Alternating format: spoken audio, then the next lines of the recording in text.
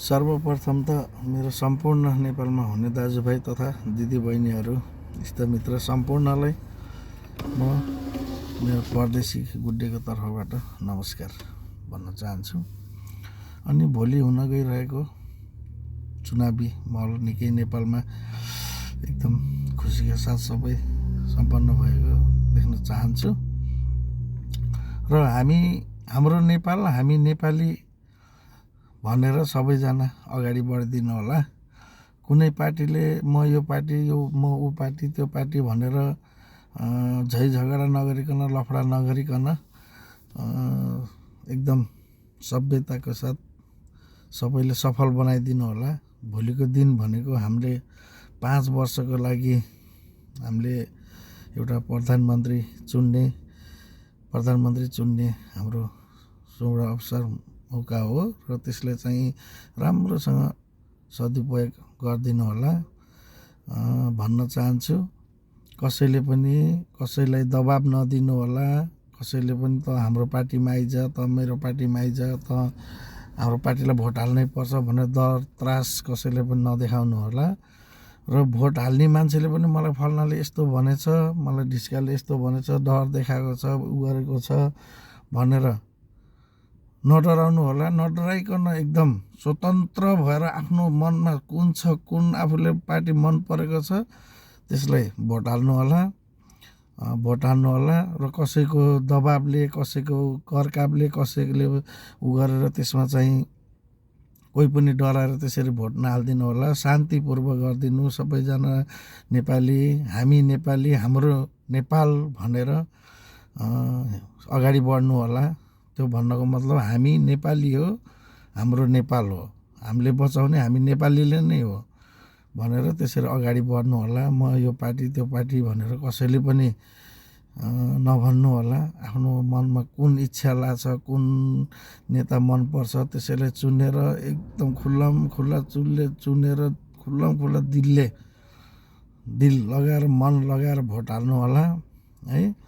अब देश भने कहाँदेखि कहाँ पुगिसकेछ, कस्तो नेपालमा कहाँसम्मको अब उ छ भन्ने कुरो सबैलाई नै थाहा छ। अनि हामीले भनिराख्नु पर्ने कुरा पनि छैन। म पनि त्यति राजनीति जान्नेवाला मान्छे त होइन, मलाई पनि त्यति थाहा त छैन।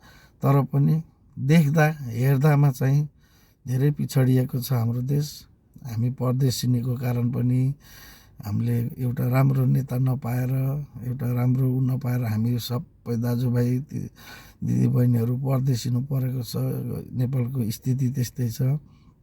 अब आउने देशमा आउने नेता चाहिँ राम्रो नेता चुनेर, तपाईँहरूले कुन मनपर्छ त्यो राम्रो नेता चुनेर नेपालमा विकास गर्ने, नेपाली दाजुभाइहरू र दिदीबहिनीहरूलाई नेपालमै राख्ने, श्रीमान श्रीमतीलाई बिछोडिन नबनाउने, छोराछोरीले आमा बाउलाई बिछोडिन नबनाउने, त्यस्तो खालको नेता के नेपालमै एकदम इतिहास रचोस् के 5 वर्षभित्रमा त्यस्तो नेता चुनिदिनु होला। कसैले पनि कसैलाई लफडा नगरिदिनु। म यही नै भन्न चाहन्छु। म त्यति बोल्न आउँदैन। मैले कुनै कुराहरू गल्ती बोलेछ भने त्यसमा पनि म फेरि क्षमा माग्न चाहन्छु। म त्यही भन्छु। म यो पार्टी त्यो पार्टी कसैले नभनिदिनु, राम्रो नेता चुनिदिनु। हामी यस्तो बुढेसकाल हुँदासम्म पनि आफ्नो घर परिवार फ्यामिलीसँग बस्न नपाएर अर्काको देशमा गुलामी गरेर अर्काको अधीनमा हिँड्नु परिराखेको छ। अब यो चाहिँ अन्त्य होस् होइन। नेपालमा राम्रो समृद्धि नेपाल बनेको देख्न पाऊँ। हाम्रो छोरा नाति होइन, छोरा नाति नातिहरूले चाहिँ राम्रो नेता पाएर देशमै केही गरेर घर आफ्नो परिवारसँग नबिछोडिएकन घर नेपालमै बसेर त्यस्तो विकास भएको सिर्जना देख्न पाऊँ। त्यही नै हो। हस् त, धन्यवाद। मबाट कुनै गल्ती भएछ भने क्षमा चाहन्छु। त्यति चाहिँ गर्नु होला। हाम्रो जनताहरूले कसैले पनि कुनै पार्टीले नघोचिकन नहेच्चाइकन अगाडि बढ्दिनु होला। र अनि फेरि पनि दोहोऱ्याउन चाहन्छु, कसैलाई करकाप नगरिकन निष्पक्ष रूपमा भोट हाल्न दिनु होला। भोट हाल्ने पनि मलाई फल्नाले यस्तो भनेछ उस्तो भनेछ भनेर नडराइकन एकदम स्वतन्त्र भएर तपाईँ एकदम ढुक्क पक्क मनले मैले यसरी नै हाल्छु, मेरो पार्टी यही नै हो भनेर त्यसरी भोट हालेर भोलिको दिन चाहिँ एकदम खुसीको खबर सुन्न पाऊँ हामी परदेशीहरूले। कहीँ लफडा भएर मान्छे मऱ्यो उ गर्यो भनेको सुन्न नपरोस्। जो मरे पनि हाम्रै घरको परिवार हो, हाम्रै घरको फ्यामिली हो भन्नको मतलब हामी नेपाली, हाम्रो नेपाल, त्यही भनेर अगाडि बढिदिनुहोस्। सबैले आफ्नो देश बचाउनेको अगाडि लाग्दिनुहोस्। त्यसैले कसैले कुन पार्टीलाई चोर भनेछ, कुन पार्टीलाई अर्कोले चोर भनेछ, अर्कोले के भनेछ, त्यस्तो नहोस् होइन। त्यो चाहिँ अब एकदम राम्रो शान्तिपूर्व चाहिँ चुनाव भएको सुन्न पाऊँ। यही नै हामीलाई परदेशीको खुसी यही नै हुन्छ हामीलाई।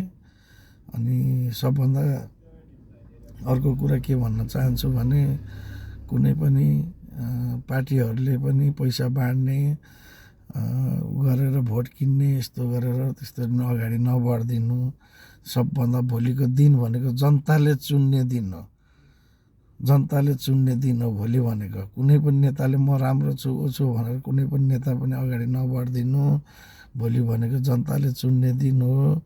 पहिला सबभन्दा के भन्न चाहन्छु भने पहिला आफू बदलिम अनि अरूलाई बदलौँ, त्यो भन्न चाहन्छु। पहिला आफू बदलिनुपर्छ अनि अरूलाई बदल्नुपर्छ, त्यही नै हो मैले भन्न चाहने। हस् त, नमस्ते सबैजनालाई, धन्यवाद। मेरो भिडियो पुरा हेरिदिनु होला र केही गल्ती भएमा सल्लाह सुझाव दिनु होला, यही भन्न चाहन्छु। हस् त, नमस्ते।